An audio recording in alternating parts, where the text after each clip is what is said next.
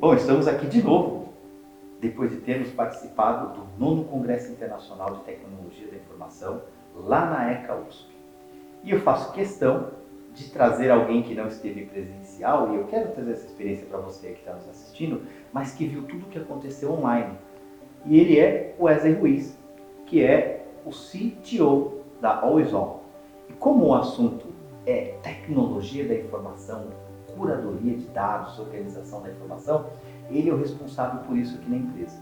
Mas nada melhor do que ele se apresentar para você que está nos vendo e para você que vai ver um pouco desse vídeo com detalhes incríveis que a gente já conseguiu, entrevistas maravilhosas que vocês devem estar vendo aí. Wesley, seja bem-vindo aqui Obrigado. ao nosso evento e eu queria que você se apresentasse. Ok, vamos lá. Eu sou Wesley Ruiz, eu sou o CTO da Always On. Eu trabalho com tecnologia da informação há mais de 20 anos já passei por várias empresas de grande porte, bancos, outras da indústria financeira também. E depois disso eu resolvi montar a empresa junto com o Elcio aqui, que é o meu sócio na empresa, justamente nesse desafio de como organizar os dados, como tirar melhor proveito dos dados. Wesley, como sendo o responsável aqui na Always On por toda a infraestrutura de dados, qual a importância da tecnologia da informação para as organizações hoje? Para os nossos clientes, por exemplo, onde você vê boas aplicações, não precisa dizer o nome naturalmente, mas onde você vê boas aplicações do uso da tecnologia? Tá, legal. Eu vou focar mais na parte de governança de dados, que é o tema aqui da apresentação, tá? Mas um dos grandes erros das empresas é achar que simplesmente comprando uma tecnologia de mercado, pode ser a melhor tecnologia do mundo, vai servir para ela. Isso não é real. Claro que você comprando, partindo de uma grande tecnologia, de um grande fornecedor, sim, a chance de dar certo até é maior. Mas o correto mesmo é você analisar primeiro o que a empresa precisa efetivamente, como os dados, como os sistemas deles estão organizados também, como eles coletam essas informações, como essa informação é distribuída entre as áreas. Porque uma das coisas que eu sinto mais dificuldade quando a gente entra em algum projeto é justamente ter o acesso a essas informações. Por quê? Porque hoje você não sabe quem que é o dono da informação, se o dono da informação é tecnologia, se é venda, se é marketing, se é negócio, e normalmente essas informações elas estão totalmente ciladas. E como acontece muitas vezes da empresa escolher uma tecnologia primeiro antes de entender o que ela vai fazer com a informação, acaba oscilando cada vez mais, porque daí marketing escolhe a tecnologia dela, vendas, TI tem a delas e assim vai. E daí vira uma coisa insustentável. E daí fica difícil a gente organizar, entender, cruzar os dados para conseguir tirar insights e se relacionar melhor com os consumidores. Então, a dica que eu dou sempre é procure uma empresa especialista para entender primeiro o que vocês precisam, fazer um assessment, entender o que vocês têm de tecnologia, aonde vocês querem chegar antes de sair comprando qualquer tecnologia para poder gerir o seu negócio. Eu acho que esse seria um bom caminho. Olha, o Wesley tocou em vários pontos muito legais. O primeiro deles é o ambiente das martechs ou das tecnologias para marketing, só para a gente pegar e colocar isso dentro do quadrante. Quase 70% das empresas estão afogadas na quantidade de tecnologias que elas adquirem. E isso é um grande problema, porque custa caro, você não tem recursos, nem recursos financeiros, nem recursos humanos para dar conta de tudo isso. Então esse é um grande problema, porque muitas vezes, na maioria, as tecnologias elas são compradas para resolver problemas que nem a estratégia está bem desenhada ainda. Isso que o Wesley falou é uma coisa que eu gosto muito, concordo com ele muito, que a decisão estratégica, ela sempre, e é assim como a gente leva a visão para os nossos clientes, a decisão estratégica, ela tem que sempre estar na frente da aquisição da tecnologia. A tecnologia vem depois. É claro que a combinação desses dois fatores exponencializam o ganho e a escala que a empresa pode ter. Mas é um grande erro, esse aí seria o grande pênalti das empresas, não importa o tamanho, mas as grandes erram mais nesse sentido, que é comprar muita tecnologia que está desconectada da visão estratégica. E por falar, Wesley, em desconexão, ou melhor, em conexão do mercado com o consumidor, como você tem visto o uso da inteligência artificial, eu estou falando especificamente da generativa, o chat GPT é muito conhecido de todo mundo, qual o impacto disso nas empresas? Você acha que isso é mais positivo ou é mais negativo no uso dessa tecnologia para impactar os consumidores lá na ponta? Aí o problema é o mesmo. Não adianta ter a tecnologia se também não tiver pessoas capacitadas a utilizar essa tecnologia. Sim, ela veio para ficar. Ela veio para ficar. A tecnologia, o chat GPT ou outras ferramentas, tecnologias parecidas, eles vieram para ficar mesmo. A diferença é como que você vai utilizar essa tecnologia para o bem da sua organização. Uma coisa que as pessoas ainda não conseguiram compreender é que tudo que elas perguntam ou fazem dentro do chat GPT, por exemplo, isso fica armazenado. Então, se você subir um documento, por exemplo, simplesmente para fazer uma tradução, chat GPT, traduz aí para mim. O documento que você subiu, ele vai ficar armazenado. E pode ser que outra pessoa faça uma pergunta e o conteúdo do seu documento vai sair para ela como resposta. Então isso também tem que tomar cuidado, justamente a questão de segurança da informação.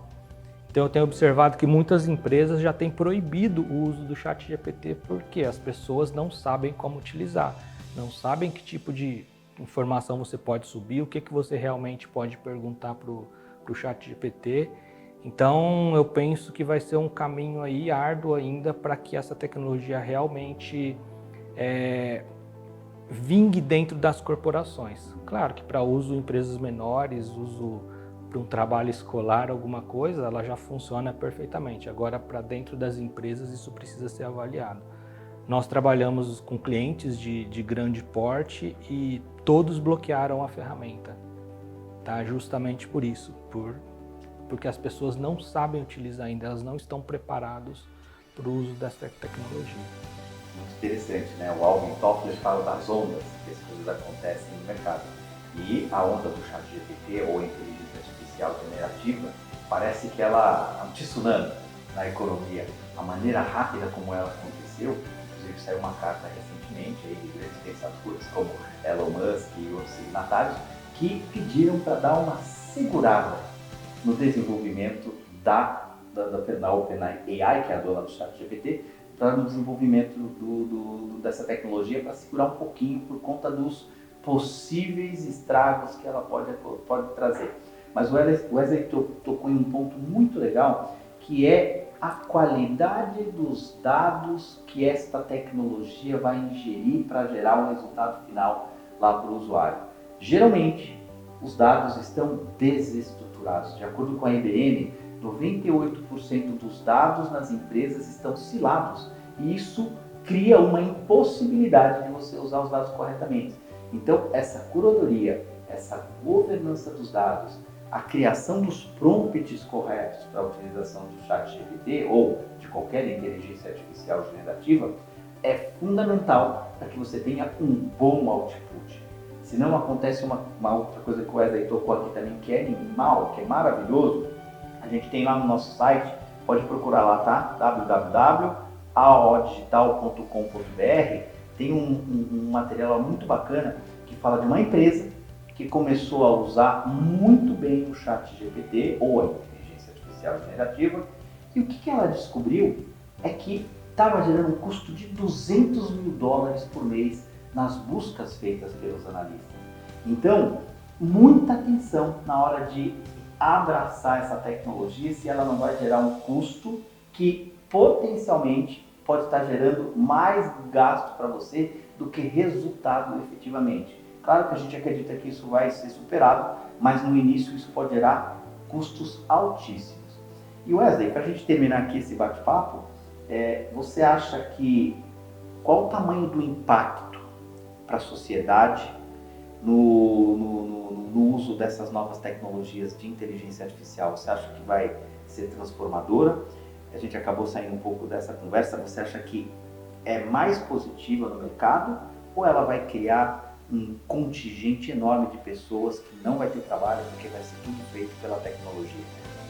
Muitas profissões, realmente, elas tendem, eu não digo a desaparecer, mas elas tendem a evoluir, a mudar a forma como ela é feita hoje, tá? Diminuir a importância do jeito que é feito hoje, né? Exatamente. Eu vou voltar um pouquinho também na parte de banco de dados, que é mais a minha praia também. Quando eu comecei a trabalhar com banco de dados, isso há pelo menos uns 20 anos aí, para cada banco de dados, para administrar um único banco de dados da Oracle, por exemplo, era preciso 4, 5, 6 pessoas para conseguir manter um banco de dados ativo, funcionando 24/7. Hoje em dia, uma pessoa consegue manter centenas de bancos de dados. Agora, isso não significa que a profissão de administrador de banco de dados ela morreu. Não, mas ela mudou. Então, aquela pessoa que administrava um banco, um cesto de um banco de dados, hoje ela administra centenas. Só que também, antigamente, quem que tinha o potencial para uso de bancos de dados? Só as grandes corporações, só as indústrias financeiras e telecom, porque era muito caro. Hoje em dia não, hoje em dia a padaria do seu João ali pode ter um banco de dados para guardar informações organizadas, ele consegue utilizar as informações na hora que ele quer, do jeito que ele quer. Então, de novo, não significa que com o ChatGPT as profissões elas vão sumir do mercado, mas as pessoas vão precisar se modernizar, trabalhar de outra forma, isso com certeza. Muito legal você ter falado isso, a gente bateu nesse ponto, que é o lifelong learning. A gente não vai poder mais parar de estudar, de aprender, porque algumas profissões vão desaparecer, infelizmente isso vai acontecer, e outras novas vão surgir, então a gente precisa estar preparado para fazer essa transição.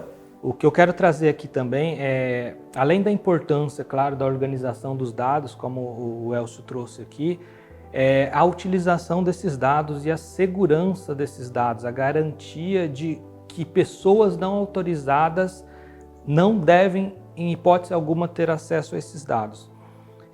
Então, a primeira coisa, claro, é organizar, sempre que possível, criptografar os dados, mascarar os dados e tomar muito cuidado, revisar o tempo todo as políticas de segurança na empresa, questão de usuário também, se eles estão compartilhando senhas com o outro, que isso infelizmente acontece muito nas empresas, eles acabam compartilhando senhas, claro que é proibido, e de repente o outro coleta alguma informação indevida, então isso daí também é muito importante tomar cuidado, tá? Além da organização, da estruturação, trazer para esse repositório só o que realmente for necessário, não precisa ficar trazendo também um monte de porcaria, justamente pela questão financeira, e tomar muito cuidado com quem vai acessar esses dados e como eles vão ser acessados.